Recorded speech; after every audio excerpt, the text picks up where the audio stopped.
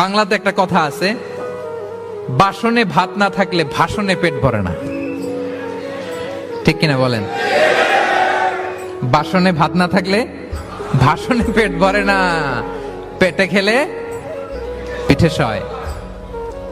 এজন্য আপ্যায়ন করানো, খাওয়ানো এটা এমন একটা টেকনিক, আপনি কাউকে আপ্যায়ন করালে মুহূর্তেই তার মনটা, হৃদয়টা আপনার দিকে ঝুঁকে যাবে। সুবহানাল্লাহ পড়েন। যে আল্লাহ বিশ্বাস করে এবং আখিরাতে বিশ্বাস করে সে যেন তার মেহমানকে সম্মান করে। মেহমান আপ্যায়ন করা সুন্নাহ, এটা সুন্নাহ। সে যেন মেহমানকে আপ্যায়ন করে, সম্মান করে। অনেকে মেহমান আসলে অখুশি হয়, বাসায় মেহমান আসছে, হায় রে কত ঝামেলা, আমাদের রিজিক নিয়ে টানাটানি। সে ভাবে যে তার রিজিকে ভাগ বসাতে মেহমান আসছে। আসলে না, মেহমান আল্লাহর পক্ষ থেকে মেহমানের রিজিক নিয়েই আপনার কাছে আসছে। সে আসার ফলে আপনাদের রিজিকে বরকত হয়ে গিয়েছে।